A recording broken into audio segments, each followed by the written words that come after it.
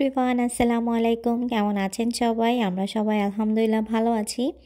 আজকে আপনাদের সাথে যে ব্লগটি শেয়ার করার জন্য চলে এসেছি সেটা হচ্ছে গিয়ে 7 পাউন্ডের মতো একটা কেক আমি ডেলিভারি দিয়েছিলাম গত সপ্তাহে।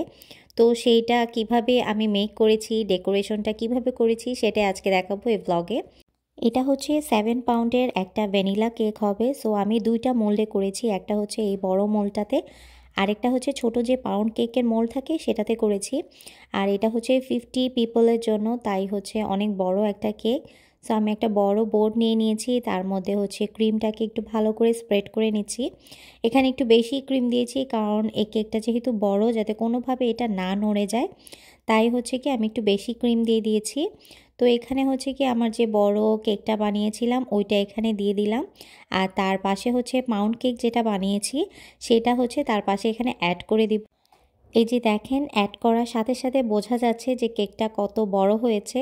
তো আমি এখানে হচ্ছে এত বড় স্লাইস আর কি রাখবো না, একটু হাফ করে কেটে নিচ্ছি যাতে হচ্ছে গিয়ে আমার কেকটা খুব সুন্দর করে একটা শেপ আসে, আর দুই সাইডে যাতে বোর্ডে একটু ফাঁকা থাকে, তাহলে হচ্ছে লাস্টে দিয়ে ফিনিশিং দিতে বা ডেকোরেশন করতে আমার জন্য অনেকটা ইজি হয়ে যাবে।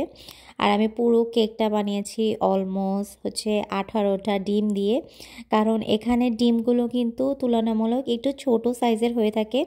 আমাদের বাংলাদেশের ডিমগুলো কিন্তু অনেক বড় বড় সাইজের হয়ে থাকে। তো আমি ওয়ালমার্ট থেকে যে ডিম আনি সবসময় দেখি ছোট সাইজ, তো একটু বেশি পরিমাণে ডিম লেগেছে। তো এখন হচ্ছে কি আমি সুগার সিরাপ স্প্রেড করে দিয়েছি যাতে কেকটা ময়েস্ট থাকে, অনেক সফট থাকে।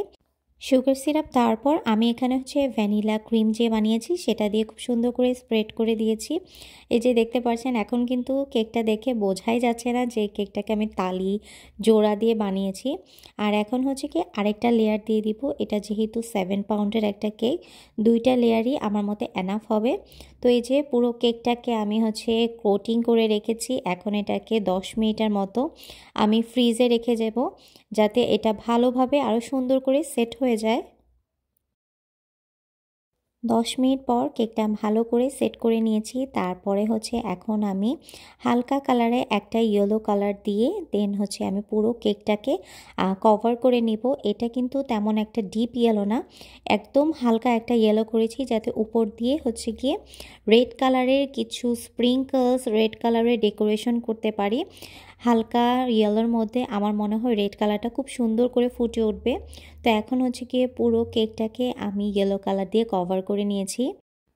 তেলের যে ব্রাশ থাকে, আমরা যে ব্রাশ দিয়ে হচ্ছে গিয়ে ফ্রাই প্যানে তেল দিয়ে থাকি বা স্প্রেড করে থাকি, সেই ব্রাশটা দিয়ে হচ্ছে গিয়ে আমি চারপাশে একটু মনে করেন ডেকোরেশন করে নিচ্ছি। এটা জাস্ট সিম্পল একটা ডেকোরেশন, আমি আহামরি কোনো ডেকোরেশন এখানে করব না, কারণ হচ্ছে এই কেকটা অনেকটাই বেশি গর্জিয়াস হবে। তাই এই সাইড দিয়ে জাস্ট সিম্পল করে একটু স্প্রেড করে নিচ্ছি যাতে একটু জিগজ্যাগ হয়ে থাকে।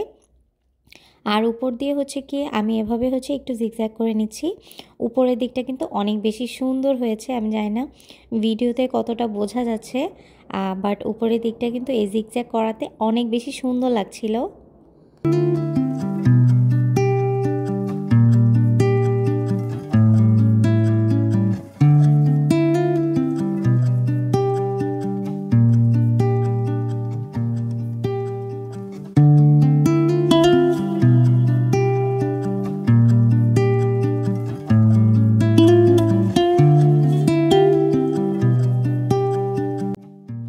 এখন আমি রেড কালার ক্রিম দিয়ে সাইডে হচ্ছে একটু ডিজাইন করে বর্ডার করে নেব। যে কোনো কেকে যদি একটু বর্ডার করে দেওয়া হয় তাহলে কিন্তু কেকটা দেখতে অনেক সুন্দর লাগে। সো ভাবলাম এই কেকেও একটু বর্ডার করে দিই, দেখতে অনেক বেশি ভালো লাগবে। আর ইয়েলোর সাথে আমার মনে হয় রেড কালারটা খুব ভালোভাবে ফুটে উঠেছে।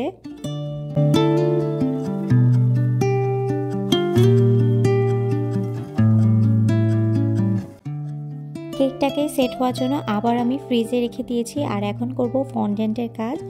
আর ফন্ডেন্টের কাজ অনেক বেশি কষ্টের, তাই হচ্ছে আমি খুব কম ফন্ডেন্টের কাজ নিয়ে থাকি। আমার কাছে মনে হয় এটা একটু বেশি হ্যাজেলের।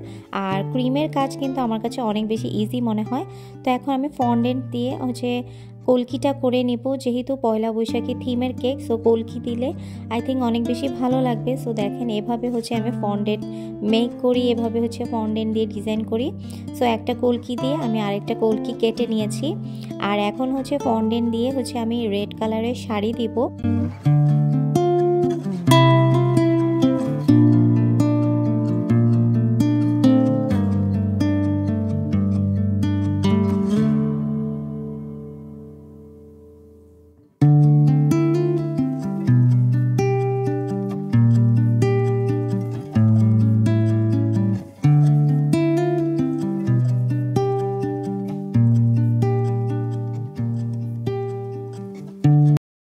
এই তো আমার কেকটা পুরোপুরিভাবে ডিজাইন করা কমপ্লিট হয়ে গিয়েছে।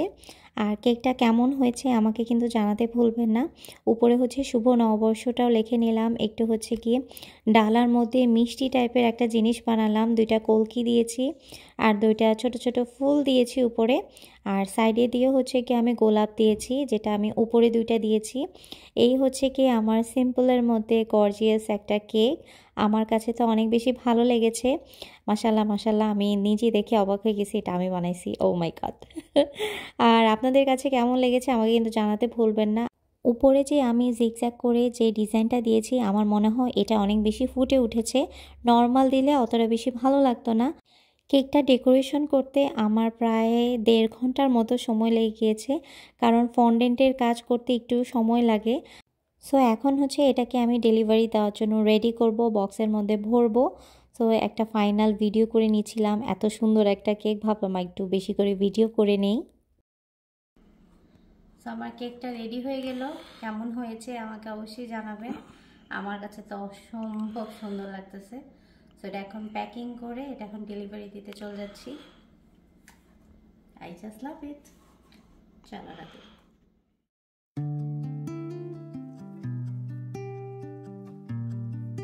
বক্সে খুব সাবধানতার সাথে আমি হচ্ছে কেকটাকে প্যাক করে নিলাম। এখন যাব ডেলিভারি দিতে। আর আমার কাজে সবসময় হেল্প করে হচ্ছে গিয়ে আমার জামাই। রাতুলের জন্য হচ্ছে গিয়ে অনেকটা কাজ আমার ইজি হয়ে যায়। ও হচ্ছে সব ফন্ডেন্টের কাজগুলো আমাকে করে দেয় আর আমি হচ্ছে তার থেকে ডিজাইন করে নেই। So thank you so much Ratul. ও না থাকলে আসলে এটা এত তাড়াতাড়ি হতো না। আপনারা যারা এলেতে থাকেন, হালাল কেক খুঁজছেন, তাহলে কিন্তু আমার সাথে যোগাযোগ করতে পারেন। আমার পেজে নক দিতে পারেন, সানজিদাস কেক আমার পেজের নাম। হঠাৎ করেই সেদিন হচ্ছে রাতুল আমার জন্য ফুল নিয়ে এসেছে, মানে ফুলের একটা বুকে। সো আমার তো অনেক বেশি পছন্দ হয়েছে। এখানের ফুলের বুকেগুলো এত সুন্দর, মানে দেখতে মনে হয় পুরো আর্টিফিশিয়াল, বাট এগুলো আসলে রিয়েল ফুল। বাট এটার কোনো স্মেল নেই আর কি। এখানের আজব এত সুন্দর সুন্দর ফুল, বাট স্মেল নেই। আমাদের দেশের ফ্লাওয়ারগুলোতে কিন্তু অনেক সুন্দর একটা ঘ্রাণ পাওয়া যায়, যেটা এখানে পাওয়া যায় না। তো ভাবলাম হচ্ছে কি আমি এই ফ্লাওয়ারগুলোকে একটা ফ্লাওয়ার ভাসকে রেখি। আমার কাছে কিন্তু রিয়েল ফ্লাওয়ার এরকম গিফট পেতে অনেক বেশি ভালো লাগে। তো রাতুল মাঝে মাঝে প্রায় আনে। সো আমার তো অনেক বেশি খুশি খুশি লাগে। মাঝে মাঝে যদি এরকম রিয়েল ফ্লাওয়ার বুকে দিয়ে ঘরটাকে সাজানো যায় তাহলে কিন্তু মন্দ হয় না, অনেকটাই ভালো লাগে। সব সময় তো আমরা ফেক ফ্লাওয়ার দিয়ে ঘরটা সাজাই, বাট রিয়েল প্ল্যান্ট দিয়ে যদি মাঝে মাঝে সাজানো হয় তাহলে কিন্তু অনেক বেশি ভালো লাগে। সো এই যে সব কিছু আমার সাজানো হয়ে গিয়েছে। আর লাস্টে দিয়ে যে 2টা ফ্লাওয়ার দেখতেছিলেন সেটা হচ্ছে আমার অ্যাপার্টমেন্টের ফ্লাওয়ার। ফ্লাওয়ারগুলোকে খুব সুন্দর করে ভাসকে রাখার পর দেখেন এত বেশি সুন্দর লাগছে। আমার ড্রয়িং রুমের লুকটাই চেঞ্জ হয়ে গিয়েছে, অনেক বেশি ভালো লাগছে। এখানে যে ফ্লেক ফ্লাওয়ারটা ছিল সেটাকে সরিয়ে এখন হচ্ছে গিয়ে রিয়েল ফ্লাওয়ারের ভাস রেখেছি। মাঝে মাঝে ঘরের কিন্তু একটু চেঞ্জ বা একটু পরিবর্তন কিন্তু অনেকটা বেশি সৌন্দর্য বাড়িয়ে তোলে আর আপনার মনটাকেও কিন্তু অনেক বেশি ভালো করে দেয়।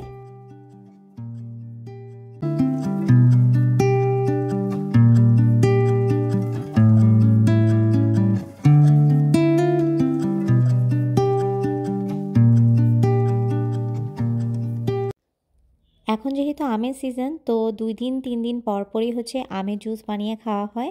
আর এটার রেসিপিটা কিন্তু আমি আপনাদের সাথে অলরেডি আগে শেয়ার করে ফেলেছি। আই হোপ সো সবার অনেক পছন্দ হয়েছে। আপনারা বাসায় এটা ট্রাই করবেন, বানিয়ে খেয়ে দেখবেন, অনেক বেশি ভালো লাগবে। আর যে কোনো কিছু আমি হচ্ছে কি এখন ব্যালকনিতে দাঁড়িয়ে ছবি তুলি আর ভিডিও করি। আমার এই ব্যালকনির আশেপাশে গাছগুলো এত সবুজ হয়ে থাকে, অনেক বেশি ভালো লাগে, অনেক বেশি স্নিগ্ধতা দেয় আমাকে। তো আজকের ব্লগটা এখানেই শেষ করছি। সবাই ভালো থাকবেন। আল্লাহ হাফেজ।